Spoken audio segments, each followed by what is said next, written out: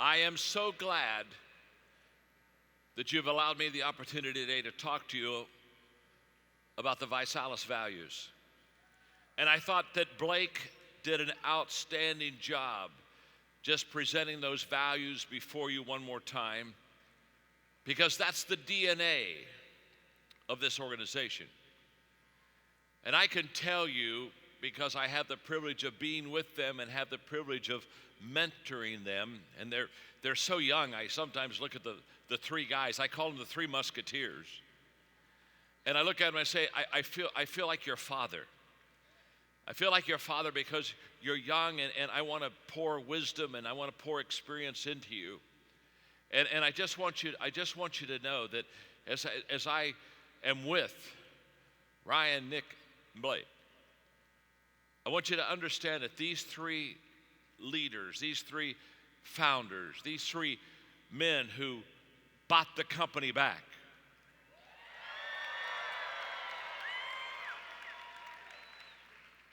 these three guys live these values. And I can still remember the meeting when I was with them, and I said, do you have values for your organization? It was an introductory meeting, and they gave them to me, and I fell in love with your values. And I'm going to tell you, I do a lot of work with a lot of organizations, and I see a lot of value statements, and I see a lot of values. And what I want you to understand is I have never seen any organization that had 6 better, more clear values than what you have at ViSalus. You have beautiful values. And I had you take a picture of me today because you're going to look back at this conference. You're going to look back at this weekend. You're going to look back maybe at this teaching. And you're going to say, this is where the values of ViSalus began to become fresh to me. And John Maxwell was the guy who kind of talked about our values. And so I had you take a picture of me, so I'm the values teacher for a few minutes, okay? And then I had you take a picture of the person beside you.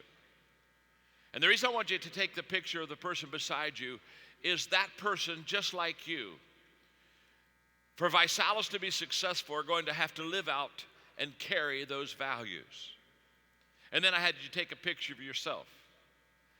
Because that picture means that today, starting now, you're going to eat, breathe, and live the values that we talked about. Because I'm here to tell you, vision may tell you where you're going, but values, that's the behavior that gets you there. And the values, as Blake said so truthfully, that's the culture of this company. It's who you are. And culture eats vision for lunch. Always has, always will. Culture is 10 to 1 more important than vision. It's easy to have a vision statement and put it on the wall and say, this is where we're going. But when you put values on the wall, this is how we live. This is who we are. This is our DNA. And I want every one of you to begin living, walking, talking, breathing this Vi DNA. I want it to become who you are. Until when somebody sees you, these values that you had shown before you, these will be the values that you live, eat, breathe, sleep, that people will say, this is who they are. So if you'll allow me in my short time today, I want to walk you through the values, and I want to make a couple of comments about each one. And as I teach you these values and make a couple of comments and pull them out for you, at the end of each one, I'm going to give you 10 seconds to evaluate yourself on how well you are living out these values right now. So let's talk about the first one, be inspired, be inspiring. What I love about the way this value is laid out is that you understand at ViSalus that before you can inspire others, you have to be inspired yourself. In other words, people ask me all the time, they'll say, John, what motivates you? Who motivates you? It's a question I'm asked all the time. What gets you going in this whole process? And I tell them, what motivates me is I do what I love, and I do it with people that I love. In other words, what I'm doing today is what I love. It's not work. It's what I love. You see, work is not work unless you'd rather be doing something else. And there's nothing I'd rather be doing today than sharing with you success principles that will help you become a very successful person in this organization. And so this isn't work. This is I'm doing what I love, and I'm doing it with people that I love. And I have fallen in love with Visalis. I have fallen in love with it. I'm asked to mentor a lot of people. But when these three guys looked at me and I saw their potential and I saw their giftedness and I saw their heart for you and I saw their vision and I saw their mission, I said, I want to take my life and pour it into their life because I want to live on forever. You see, I'm 67. I'm not old, but I'm older than you. And I'm not going to live forever, but I want to live forever. Well, how am I going to live forever? I'm going to live forever by pouring myself into younger people like you and teaching you those principles. And so when I die, I won't be dead. And they'll look at him and they'll say, well, we won't see him anymore, but we'll see him around every day in you. And I said, I want to mentor these guys. I love what I do, and I love the people that I do it with. And I purposely chose you because I think you are an organization that your greatest days are still before you.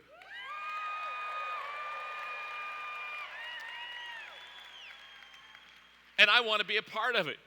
So when you're having those great days, I want to say I was a part of that. Hey, I mentored those three musketeers, okay? I poured my life into the lid. I poured my life into those tables that we're starting to get running here. I want to be a part of it. I wish I had my father here today. My father is 92, and my father he still works. He's amazing. He's the most.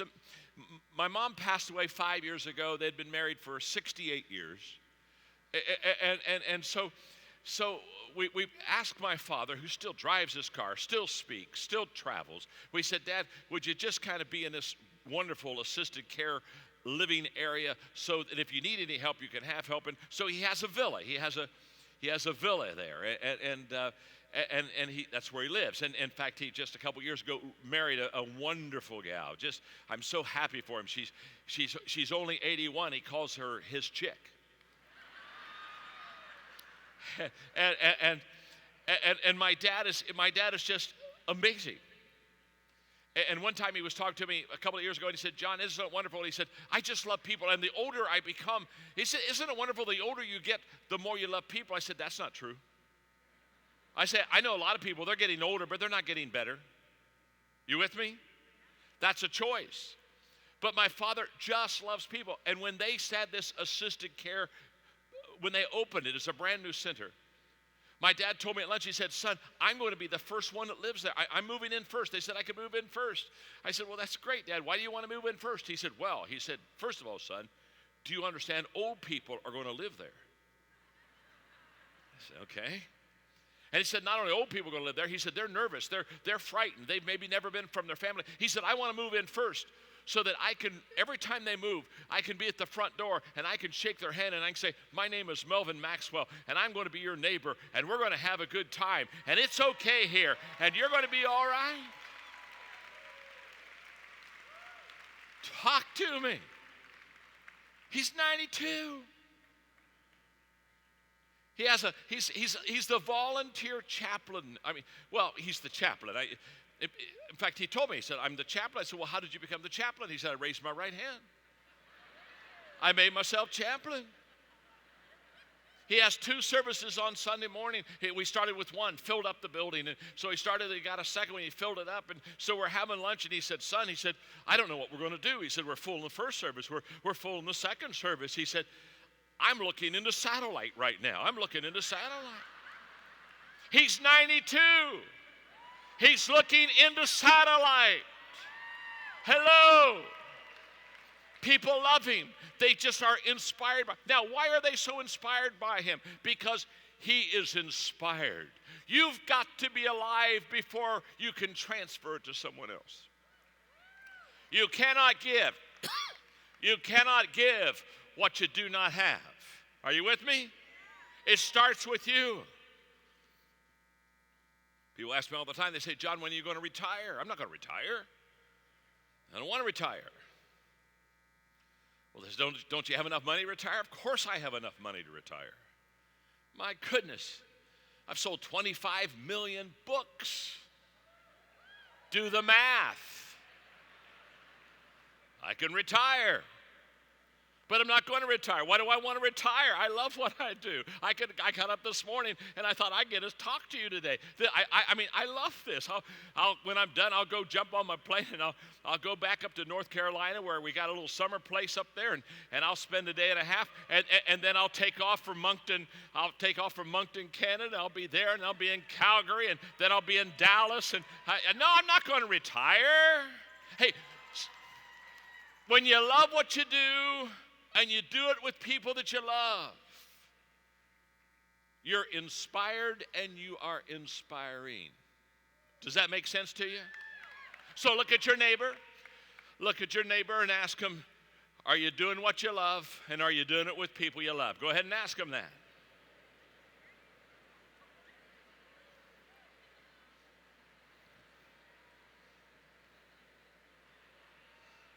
All right. Here's what I want you to do.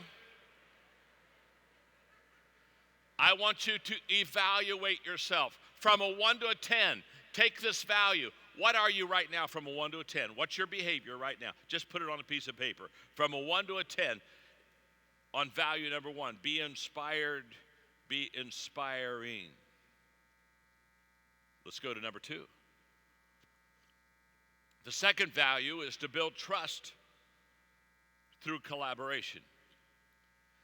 Now, when I think of collaboration, I call this value is, I kind of re-tagged it just a little bit. I call this value together trust. Together trust. This collaboration is where you come together with other people, and there's a trust there that's like a glue that holds you tight. And how do you develop this together trust? How do you develop this collaboration? Number 1, you have to be competent. There was a survey that just came out about 6 months ago about people being trustworthy. And what was significant about this survey is that competence and trustworthiness were placed together. People said, you really can't be trustworthy unless you're competent. You can't trust a person that doesn't have the ability to pull it off. Promises are easy. Production isn't. So this whole collaboration, this together trust, it begins with competence. And then it continues, number 2, with consistency. You not only have to be good at what you do, but you have to be good at what you do every day. Now, consistency. This is a huge word. It's an underrated word. If you would look at me and say, John, what is the number 1 success trait of your life? And many people who hear me and listen to me, they say, well, it would be charisma. You got charisma. No. I can tell you, my number 1 success trait is I'm consistent. I've been teaching leadership since 1974. I've been writing books since 1979. I've been developing resources since 1982. I mean, I've just been doing this for a long time. I've been teaching. I've been speaking since I was 17. I'm 67. I've been doing this for 50 years. People say, wow, how did you get so good? 50 years. Hello. Well, you're so relaxed. You just sit up there and sit on your chair and suck on your cough drop and drink your water. How did you get so relaxed? I've done this 12,000 times. 12,000 times.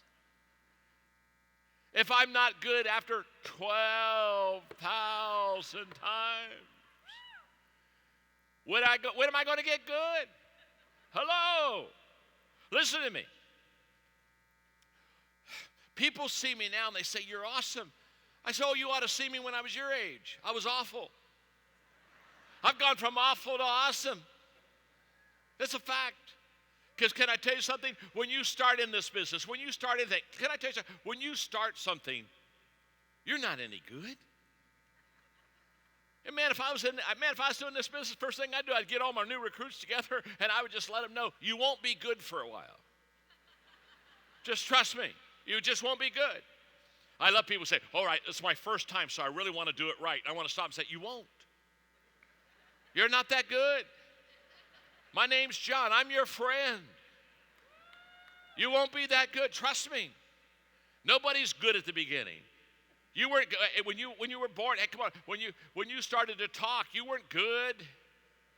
You didn't get up at 7 months old and speak in sentences. You just one day you were on the floor and you went, wow. Did you hear that? Did you hear that? Wow. Oh, that's amazing. Baby's talking. Wow. Well, what's baby saying? Have no clue. Wow. Unless there's a grandparent in the home and they know exactly what that baby's saying. They know exactly. You see, you didn't start talking in sentences, and when you started walking, you didn't get up one day and say, hey, let's walk a mile. You didn't want to walk. You wanted to walk a step. You had 2 steps. Oh, 3 steps, and my gosh, you got something going here. You see, nobody's good in the beginning. You say, well, then how do I get good? You see, the only reason you start is so that you can continue, so that someday you can get good.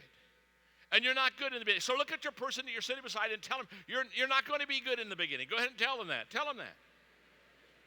Wow. Oh, yeah, that's good. That's good, huh? Yeah.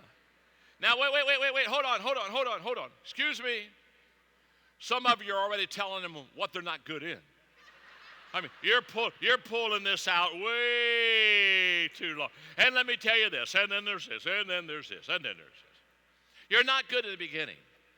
You see, here's what people miss. They miss success in this business because they don't stay with it. See, they want a shortcut. Isn't it interesting? They want a shortcut, and when they don't get successful in the first 3 months, they exit. And nobody ever succeeded by quitting. Nobody ever left the business and got good in it.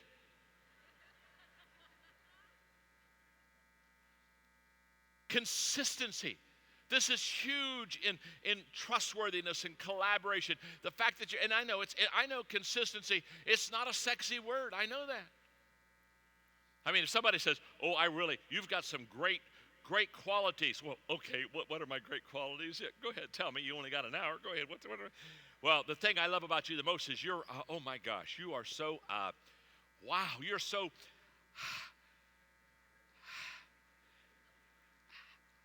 consistent. We're disappointed. We wanted to see something grand. Let me tell you something. Consistency is the success of this business. And if you want to have collaboration, you got to be competent. You got to be consistent. And third, you got to put others first. You just got to put others first. If I had time today, I would talk to you about a nonprofit organization that I have called Equip.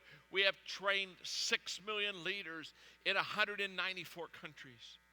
And we understand all about how to collaborate, how to come together. And here's what I want you to know. You're better together than you are alone. You're better together. None of us is as smart as all of us. And some of my best thinking has been done by others.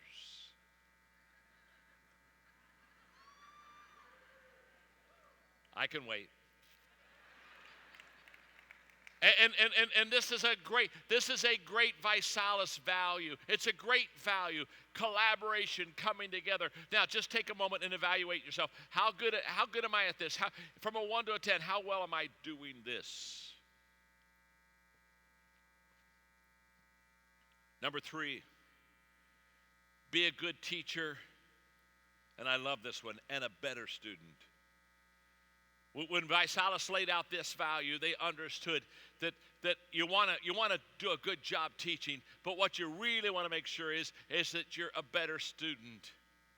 I was being interviewed earlier today by a national magazine. And in the interview, they said, John, you're known for the fact that you do a lot of growth. And they were referring to the 15 Laws of Growth book. And they said, you're a lifelong learner. And they said, talk to us. What does it mean to be a lifelong learner? And I wrote this down. I want to pass this on to you. If you're a lifelong learner, what that means is you learn every day and you share every day. Every day you're learning and every day you're sharing. And the best teaching isn't teaching out of knowledge, it's teaching out of a new experience. And so every time you learn something, you want to pass it on, you want to share it. You're learning every day. You're sharing every day. The second thing it means to be a lifelong learner is that you always are asking questions. I'm telling you, when I started off at your age as a young leader, I didn't ask questions, and this was my greatest downfall. I wanted to tell everybody what to do, and I had vision, and I wanted everybody to get on my team. And so I was always pointing and giving direction. And I wish somebody would have walked into my life like I'm walking into your life right now and saying to them, you got to ask questions. Listen to me. Questions are the keys that unlock the door to success. And the better questions you ask, the better answers you receive, and the better and more successful you'll be. And if you are a continual student, you'll continually ask questions. Continually. I have a book that comes out in just a couple of weeks. I'm so excited about it because I for so long wanted to help people know what kind of questions to ask. And I got a book coming out in 2 weeks or 3 weeks, the first week of October, Good Leaders Ask Great Questions. And the whole book is all about, here are the questions you have to ask people to be successful. Margaret and I just went on a trip in Italy. We just came back. We went with 80 people. It was a major trip. We had dinner one night at Andre Bocelli's house. We hung around with Lionel Richie, and I can give you a list of just the list never keeps. And I was with billionaires. And all I did was ask questions. We were there together for 5 days, and 4 days all I did was just ask questions. They'd say, well, tell me about you. I don't want to tell me about you. I want to ask you some more questions. Tell me about you. And we're on the plane coming back. We had Mark Cuban's plane. We were chartered his plane. We were coming back from Italy, and for 4 days, all I'd done is ask questions. And when we got on the plane and came back, I kid you not, I held court for 9 hours. Because all I'd done is I knew everybody, knew everybody's kid's name, knew all about people. I walk around, I was connecting. In fact, as soon as I got back home, I sat down, got my notepad out, and I wrote every one of them a personal note. We're kind of connected with them one more time, signed a book for them, sent it already out to them. But my life is full. If I sat down with you for 30 minutes, I will promise you, I would begin asking you questions within the first 30 seconds. In fact, Jim Collins and I were in Las Vegas recently together. We were going to have lunch together, and we sat down, and Jim looked at me, and I looked at him, and I said, I go first. Because we knew what we were going to do. I go first. And so I went first. He said, well, then I get to go after you. And so what we would do is we'd answer each other's questions as quickly as we could so we could ask the question. Now what I'm saying is very simple, very simple. In this whole issue of being a learner, you got to continually ask questions. You just got to understand everybody is your teacher, and you want to learn from them. Number 3, you've got to love learning more than you hate failing. Well, that's good, isn't it? Yeah, it is good. I know. But I've done this 12,000 times. If I can't get good by now, I'm not going to get good. You got to love learning more than you hate. Because what you say? What do you mean by that, John? It's very simple. How many of you have never asked a question that you really wanted to know because you thought maybe it was a dumb question? Come on, let's see those. That's good. It's all of us. Some of us are, Huh? Of course. When you love learning more than you hate failing, you'll ask dumb questions. You'll run out there, you'll take the risk. I can still remember as a young leader going to an event called Idea Exchange. And everybody there in that room, they were older than I was, they were more successful than I was, they were better, they were faster, they were more experienced. And I remember I had questions and I didn't ask them because I just thought, I'm not sure this is a good question. And I felt a little bit out of my league and I felt a lot intimidated. And I left that whole meeting, that whole Idea Exchange, and guess what? I never asked a question. And all of a sudden I understood something, that if I was ever going to be where I wanted to be, I was going to have to fill my life with asking people questions, even though it might not be even a great question. I just had to ask questions to learn. And the last thing I want to say, because I got to get to the fourth value, and I just wrote this down on my card. There are 4 words I want you to put down. They all rhyme. Burn, learn, turn, and earn. If you really want to be a lifelong student, you have to burn with passion. You've got to be passionate about knowing this business. You've got to be passionate about taking every resource that ViSalus has and applying it to your life. You've got to have passion to build this business. Passion is your fuel. Passion is your energy. Burn, and then you learn. That's the growth. As you burn with passion, you begin to ask those questions and you begin to build growth into your life. And then you have to turn. You got to make changes, because when you start learning, guess what happens? The moment you start learning, you realize you don't do it all right. And you got to make changes, and you got to do U-turns, and you got to be in reverse, and you got to back it up. This whole process of learning is an experience that means I take 2 steps forward and I take a step back, and then I take a couple steps forward. That's the process of this whole entire learning. So you burn, you learn, you turn, and then you earn. That's when you earn respect, and that's when you begin to earn money, and that's when you begin to earn relationships, and that's when you begin, now all of a sudden you're developing a credibility in this business because you've been a lifelong student. And when you learn something,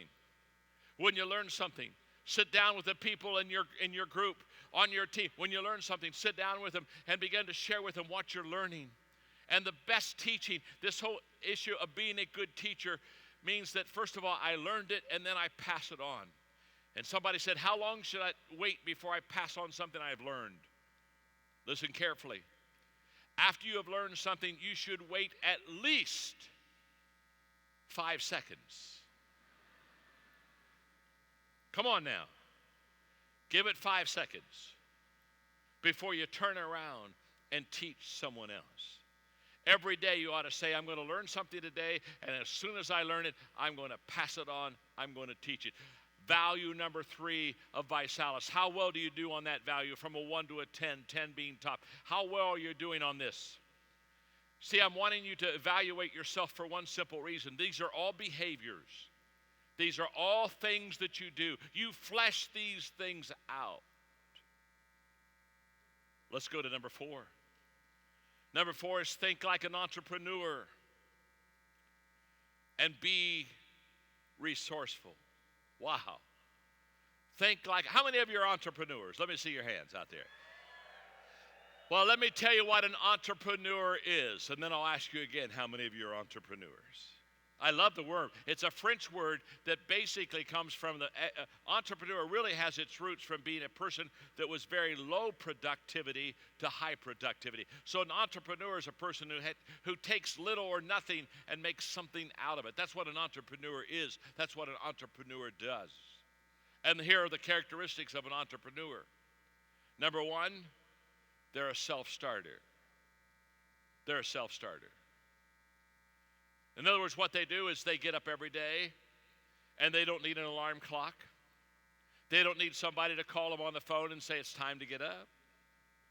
They don't need somebody to motivate them. They don't need a song to kind of cheer them on and get them going. They don't need any of that. You know, I run into an awful lot of people, and they're what I call warm-up people. It takes them about 3 hours to warm up. You know what I'm talking about? And I look at him and say, oh, you're not good yet, are you? No. Well, when are you going to get good? It's going to be another hour or two. I'll get there. I'll get there. Entrepreneurs start early. They start early. I start early. I get up every day at 5:30. I start early. In fact, by the time most people are up and they're starting to work, I want to call them on the phone and say, excuse me, I've already been doing this for 2 or 3 hours. You've already lost. I am so sorry. I don't know how fast you can run. Can I tell you something? The person that wins the race isn't the fastest person. It's the one that starts first. I was having dinner with Gail Devers one night. Gail Devers has won Olympic medals as a track and field athlete, a great lady for the United States in 3 different Olympics. And I looked at Gail and I said, Gail, I'd had dinner with her and her husband all evening. I said, Gail, I've been thinking about you and your running. You've got all those Olympic records and you're so fast. And I hesitated in saying this, but I feel that I must. Gail, I just want you to know that I could win a 100-yard dash race with you.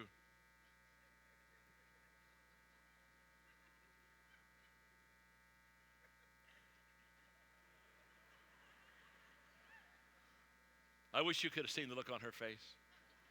I mean, look at this body. I'm not only old, I'm not toned. I'm more like the Pillsbury Doughboy.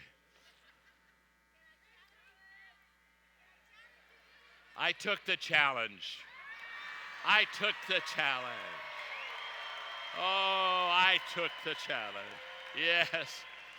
You are so late. You are so late. So late. You have to start early to get to me. Oh, no. You are 2 days behind time. You are so late. See, Anthony challenged me. Yeah, he did. Said, John, you've taught me so much. I've learned from your books. You've been my mentor. And I want to challenge you, fat boy.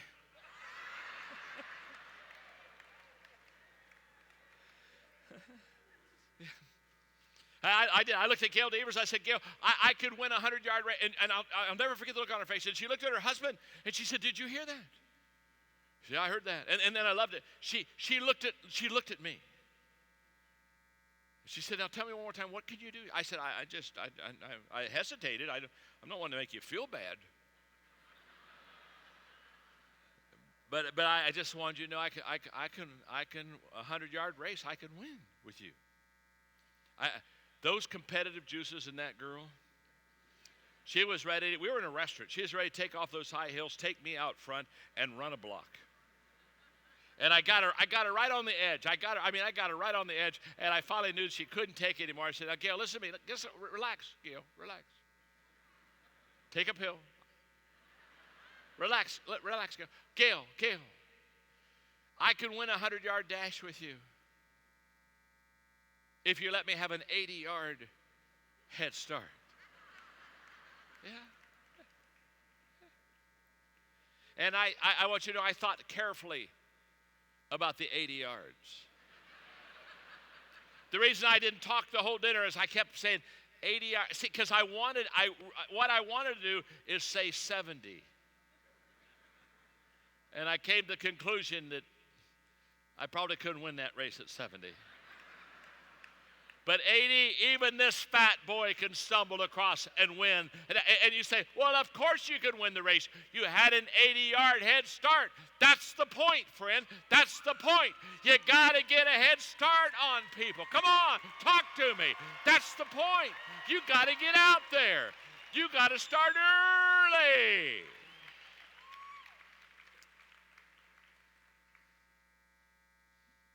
You're beautiful. You're beautiful because you catch it. You got to start early, and you got to get out in front of that race. And by the time everybody else gets up, you just call them on the phone and say, have a good day, you lost. We are the champion. Huh? Why? Because at Visalis, we get up early. We start early. We get out on the race before everybody. They don't even know there's a race going on. We're already out there. We're already running down the track. We're already moving, baby. They don't even know there's a race going on. Yeah. You got it. And if you're an entrepreneur, you start early. You get started. You're a self-starter. You don't need anybody to motivate you. Well, I tell you what, I'd like to get started, but boy, I don't know how I feel yet. Oh man, I think I just need if I could just kiss the pillow a little longer. Can I tell you something? There's a day that you're going to die, and you can kiss the pillow forever. Okay?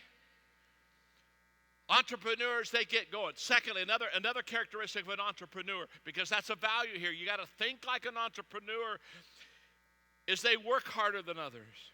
They work harder than others. Isn't it wonderful you've taken that secure job that you used to work 8 hours a day, and now you're at Visalis and you get to work 16? Isn't that just the most wonderful thing in the world? You're doing good, aren't you? Of course, you say, now what's the difference? I'll tell you what the difference is. When you love what you do, it's not work. It's not work. See, I don't know. People tell me all the time, they'll say, well, John, you work hard. And then I say, well, I don't think I do. Because this isn't work. This isn't work. This isn't work. I don't know if you're having any fun. I'm having the time of my life today. Oh, I'm loving this.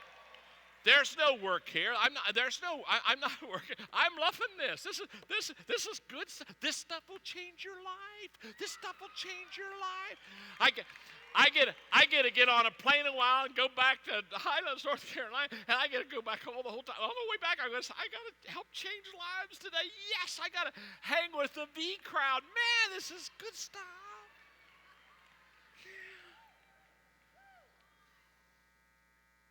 The third thing entrepreneurs do really well, they have a strong desire to win. They like to win. Let me just do a little survey here today. How many of you like to win? Yeah. Like to win, don't you? How many of you hate to lose? Just hate to lose. I played college ball, and after 10 years, I went back for my college reunion. And so somebody got the idea that the old ball players on the team should play the new ball players in basketball. I mean, I've been 10 years out of this game. You got to be in shape to play basketball. And I mean, when the game started, I knew I was in trouble. I mean, the guy I was guarding, he was fast. In fact, he came down the floor and he faked left, and I went left, and he went right, and he made a layup, and they told me about it. I was on the floor myself. I looked. I said, "Oh my goodness, I'm in trouble. I'm in trouble. He's quick. He's fast. He's been practicing. He's better than I am. And what am I going to do? Because I want to win. And I'm not going to. He's better than I am." And then I realized, and the great thing about basketball is you get 5 fouls. And what's great about basketball is a foul's a foul, so you could either kind of slap them and get a foul, or you could smack them and knock them down and get a foul. So I decided to make my fouls count. Hello? I want to have some quality fouling going on here. Hello? Boy, the next time he faked left and went right, I didn't fall for that. I just tripped him. Boom. Next time he came down, he went up for a jump shot, took these two right for the eyes. Boom, just like that. And listen, you don't have to hit both eyes if you just hit one.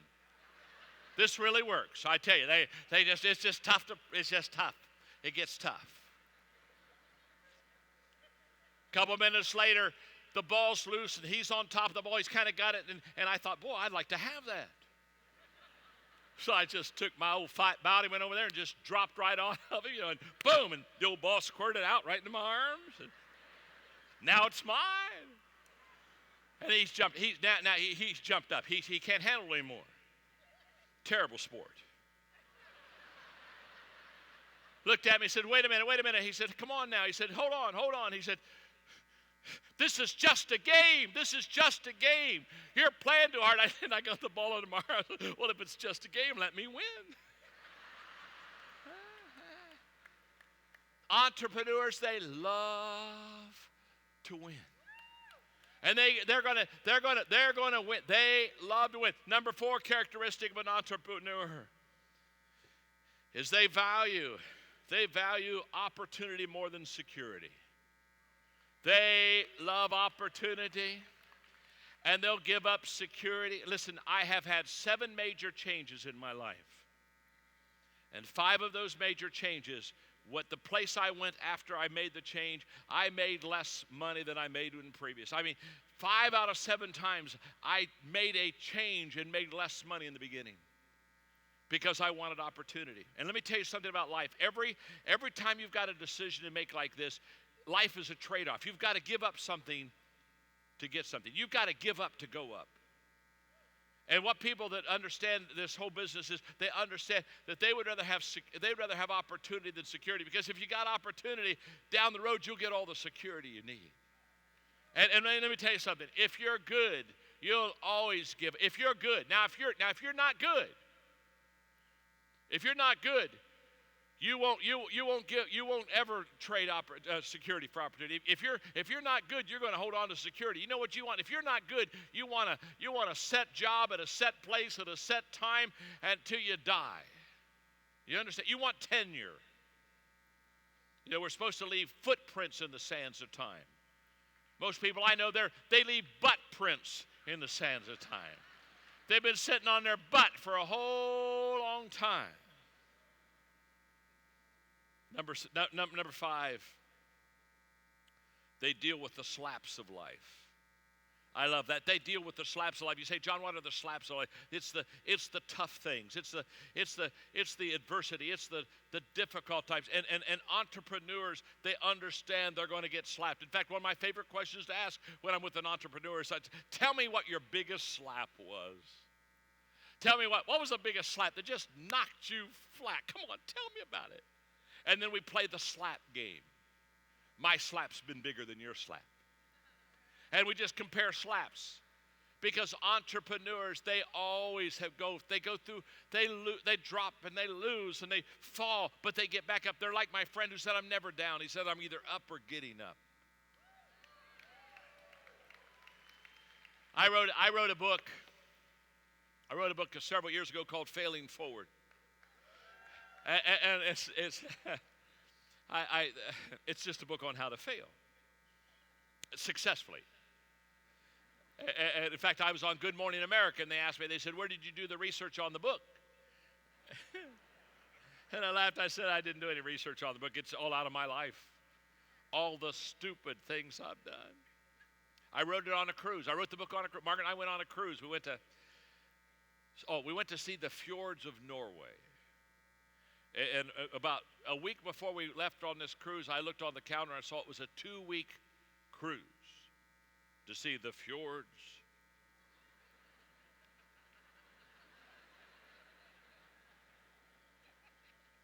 The fjords of Norway. I sat and I said, hey, baby, seems a little long to me. Seems a little long. Now, I'm not trying to convert you, but I'm a person of faith, and I said, you know, God created heavens and earth in 6 days.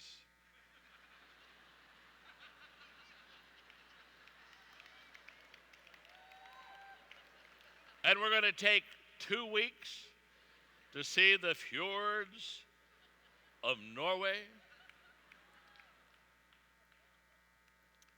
So we went on this wonderful vacation for 2 weeks. Anybody that says they don't believe in compromise has never been married very long. And so we got this beautiful suite right at the front of the ship, and so we go in these inlets to see these fjords, and I had a table just like this, and I write with a legal pad. I write with a 4-color pen and a legal pad, and so I'm writing the book on Failing Forward. I said, because here's what we did a deal. I said, okay, I'll go for 2 weeks to see the fjords of Norway. if you'll let me write a book, because at least I get something done. And so she said, yes. So I wrote Failing Forward. And so I write on a legal pad. I write a page. I'd hand it to her to read it. I'd write the second page, and she'll read it. You know what I mean? Give me thoughts and ideas. And we'd see a fjord. And I'd say, hey, oh.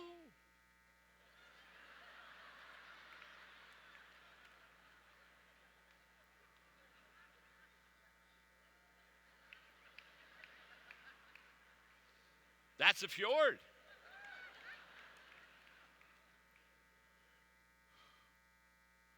Wow.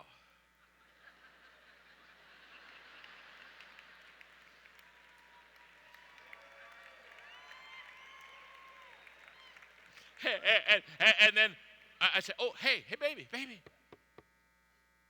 There's another fjord.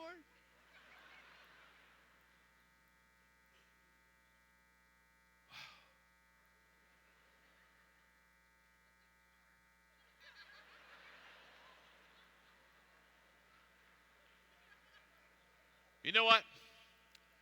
That fjord looks just like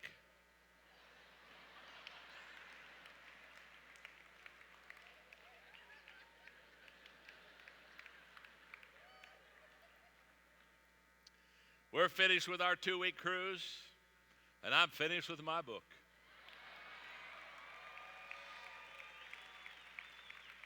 I got about 280 legal pages done with rubber bands around them, and we're walking off the ship, and she stops about halfway around, turns around and says, I love the book, John. I said, thank you. I said, what'd you love about it? Oh. She said, you're just so honest. She said, every page of this Failing Forward book, you just talk about another failure. And you're just candid. Well, I messed up here, and I messed up there, and I sure did that wrong, and woo, I really did screw that one up. She said, the reader's going to love this book. They're going to say, oh my gosh, he's successful, and he did these things? Ah. She said, there's only one problem. I said, what's the problem? She said, you didn't get all your failures in the book? She said, I see a series. Failure 101, 201, 301, 4. She said, you've got at least 5 or 6 of these in you? Yeah.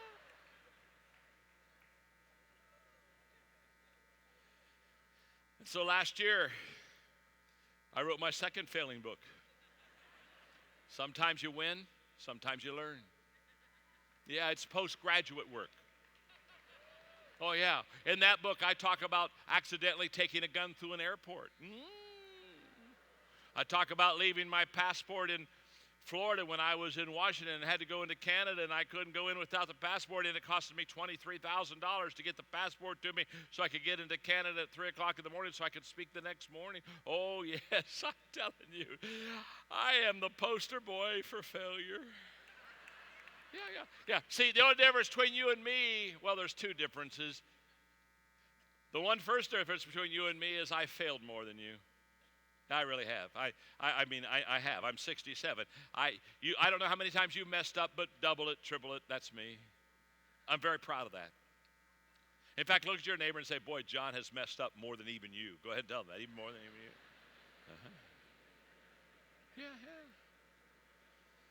Yeah. There's another difference.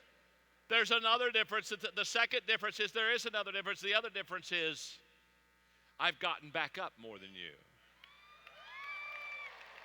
Oh, yeah. I've gotten back up way more than any of you. You see, every time you fail, you've got 2 choices. 95% of the people, when they fail and mess up, they take the choice of leaving. They fail and they say, oh my gosh, I'm not any good at this, I'm out of here. I'm done. Where's the exit? And they leave.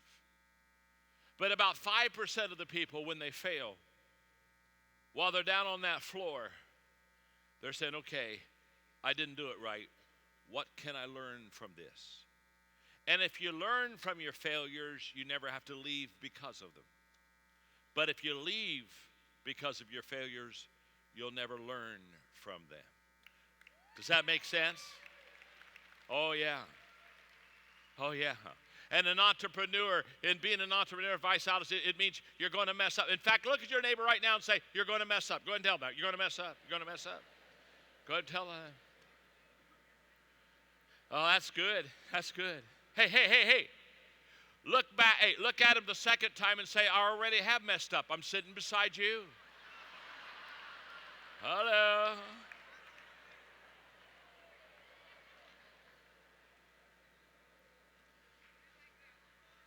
How do you do on the fourth value? How do you do is thinking like an entrepreneur. From a 1 to a 10, what's your number there? What's your number? I'm asking you to do this because, listen to me, you got to know where you are before you can ever determine where you're going. You got to get a true picture of yourself today if you want a great picture of yourself tomorrow. So just kind of, where am I on that? How am I doing in this entrepreneurship? The fifth value is to seek simplicity. In other words, keep it simple. I was being interviewed on a TV program. I won't tell you the program because you would know it, and you would know the interviewer. And basically, he looked at me and he said, John, he said, I've read 4 of your books, and he said, boy, they're really simple. And he said it to me in a kind of a nasty way. And he said, why do you write books of such simplicity? I said, because I'm simple. My name's John. The name's simple. Everything I know I've learned, it's just, and I'm a communicator, not an educator. An educator takes something simple and makes it complicated. And a communicator takes something complicated and makes it simple. That's what they do. And I love that. I love that seek simplicity. I love that. Because the best things in life are simple. And I've worked hard on finding common ground and connecting with people. And I've worked hard on taking things that are hard or complex and bringing them down to something that is easy to understand. I work hard at that. And I love this. I love this whole issue of Visalis, of keeping it simple. Keeping it, just bring it down to where you can understand it and where other people can apply it. I'm going to give you a process I use for this seeking simplicity in my own life. I start with values, and I love your values because they're simple. Let me tell you something about your values. Every one of you can do what these values are. Is that not true? Every one of you understand it. They're not complicated. They're not beyond you. You need to memorize those values. And they're simple, and they're easy. They can be fleshed out. So I start with values. That's the foundation. That's what I stand on. That's who I am. And then the second step is principles. Out of the values, I begin to pull out a principle. And a principle is like your North Star. It's your compass. It gives you guidance. The values are the foundation. The principles are the North Star. It's what gives you direction. And then thirdly, you begin to prioritize. You begin to prioritize your life, and you do the things that are important. The Pareto principle. If you prioritize your life right, the top 20% of the stuff you do will give you an 80% return. And so you begin to prioritize these things and say, I don't do a lot of things every day, but I do a few things every day.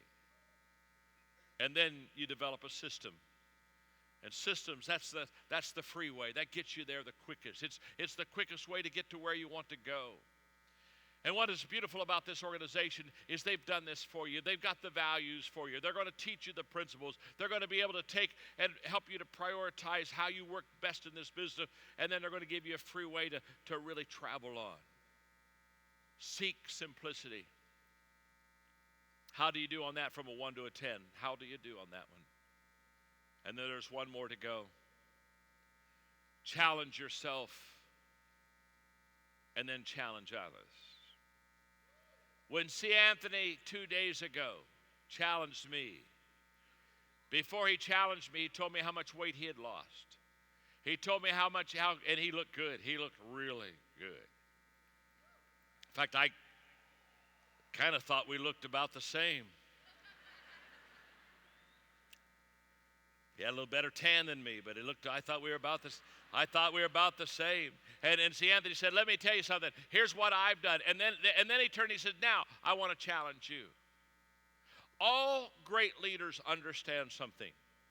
You cannot take people where you've never gone yourself. Too many leaders are like travel agents. They send people where they've never been themselves. They buy the plane tickets. They get the hotel reservations. They book the tours. They get it all together and get you a nice package and hand it to you and say, bon voyage. And by the way, take pictures. I've never been there myself.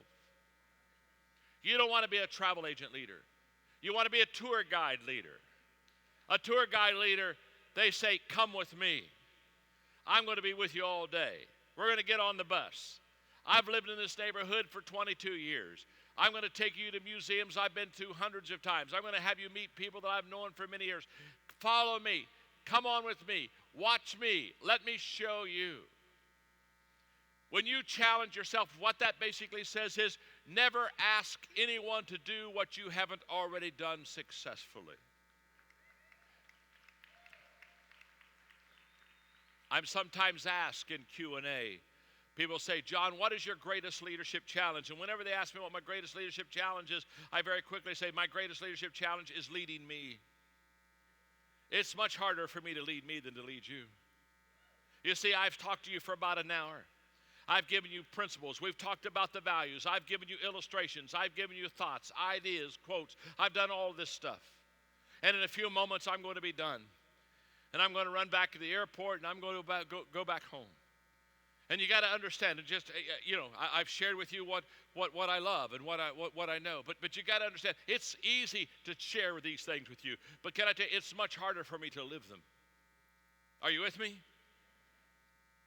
John Wooden used to look at his ball players and used to tell them, don't tell me what you're going to do.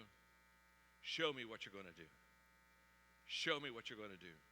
And when you challenge yourself first, and you succeed and you produce. That's why you never become an authentic leader until you're a producer, because you've got to be able to show that others that you've done it. Nobody wants to follow a loser. Nobody wants to follow somebody that's not successful. Nobody gets up in the morning and says, oh man, my marriage is on the rocks. I got to go find somebody that's been divorced 7 times. No. People, when they want to follow somebody to lead, they want to follow somebody that's already been there, done that, and been there and done it, and keep being there and doing it. Not like historian been there, done that, but they're still doing it, and they're still successful. That's the credibility of your leadership. Is not what you have done. The credibility of your leadership today is what you're doing right now.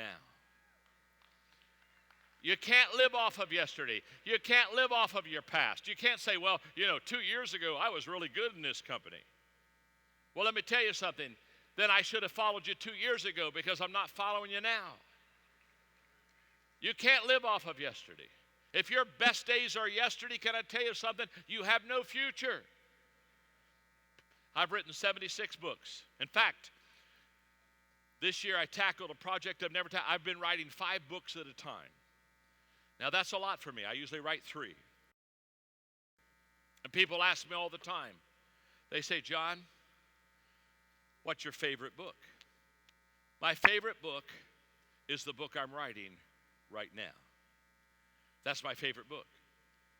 That's what gives me the energy to keep writing. I never said when I started I was going to write 76 books. I never gave a number. I just said I'm going to write a book. And I loved that one. I thought, oh, that was fun. I'll try another one. And, oh, that was fun. I'll try another. And can I tell you something? I'll keep writing books until if there's a day where I say, this isn't my favorite book, I'll quit writing. Because you see, I will have lost the joy. And I run into people in all kind of businesses, and they've been there and they've done that, but they've lost the joy. And they've lost the passion, and they've lost the energy, and they've lost the commitment. And I just want to say to you, you've got 3 founders that are absolutely as fine a leaders as anyone on earth that you would ever want to follow.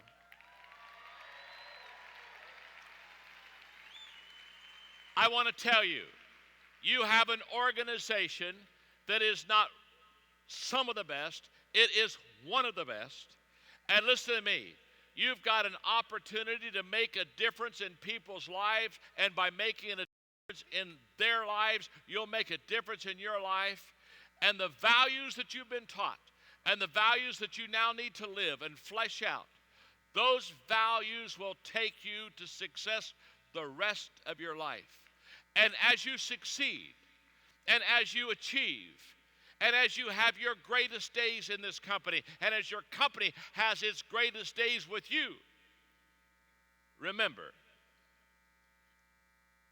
there was a guy named John, and he was your friend, and he told you that you had everything within you to be the success that you want to be. And I started early, believing in you before you even believed in yourself. Thank you.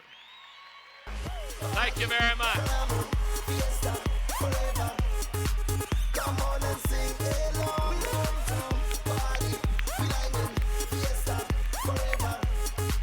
Come on and sing this song.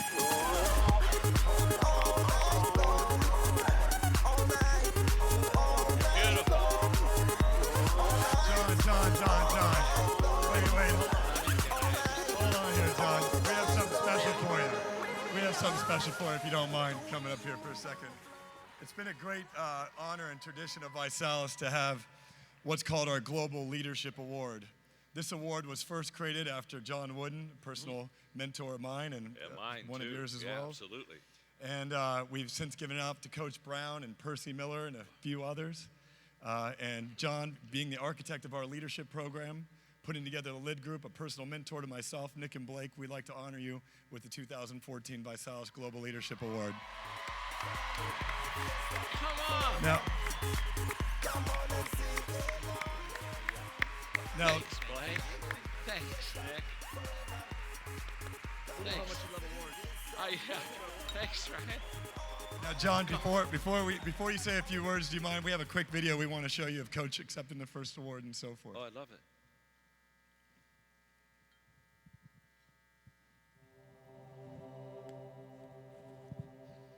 Founders of the company said, how can we acknowledge Coach? How can we give him something? How can we make ViSalus stand for what Coach Wooden represents? How can we as a company acknowledge that leadership? So we decided to create an award called the ViSalus Global Leadership Award. First of all, it's very difficult for me to express my feelings over being selected for the first recipient of this award. But I do really appreciate the thought and honor, and deeply thank all of you that had any part in the decision of making this. He is the father of the Body by Vi Challenge and a mentor to myself, Nick and Blake, and all of you. Please make sure you welcome Coach Dale Brown. This is an individual who had changed an industry. He had made massive contributions to his community.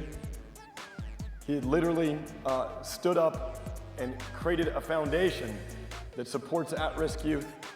Mr. Percy Miller, our latest 2010 recipient of the ViSalus Global Leadership Award.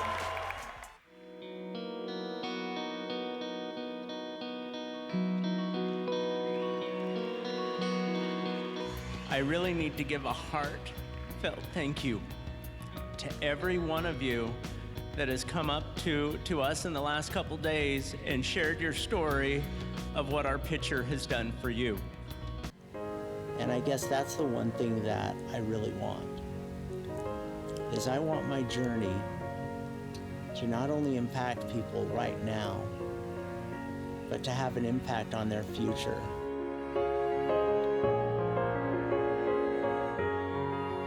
Mr. Maxwell, congratulations, sir. Thank you very much. Will you please say a few words? Thank you. Thank you. Thank you.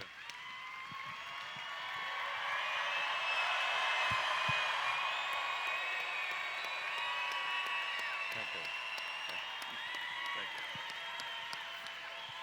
Thank you. Thank you. Thank you very much.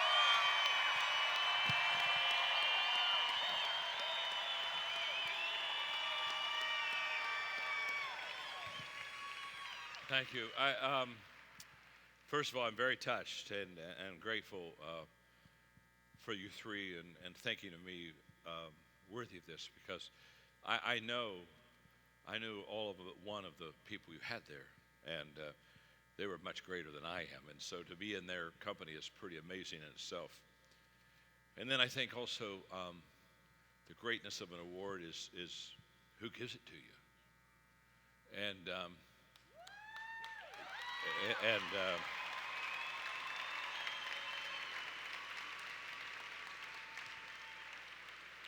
I just want to say to you, Ryan and Blake, Nick, who was out there a little bit ago, when I fell in love with you guys when I met you, because I saw young men who wanted to make their mark on life and do it with people.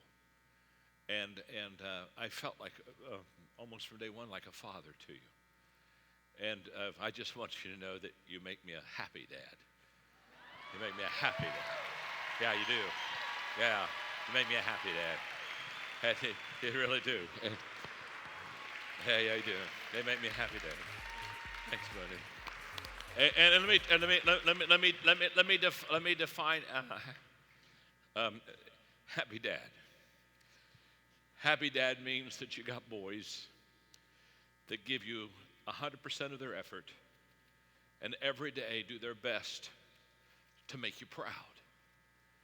And when Ryan called me and called our team that works with him, Mark and Aaron, we called us and said to us that they were going to buy the company back and get back in that. And it made me a happy dad, because I think that my boys put their money where their mouth was.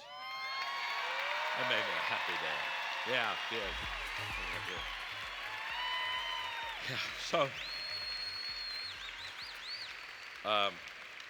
so I want you to know I'm very grateful, because another thing that makes a happy dad is to have a lot of children, and a lot of children that are doing well.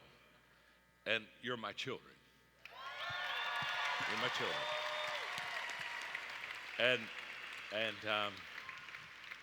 And you're really doing well. You're really doing well. And your best days are ahead. And I just want to hang around you long enough and live long enough to just say, those are my boys. Those are my girls. Thank you very much.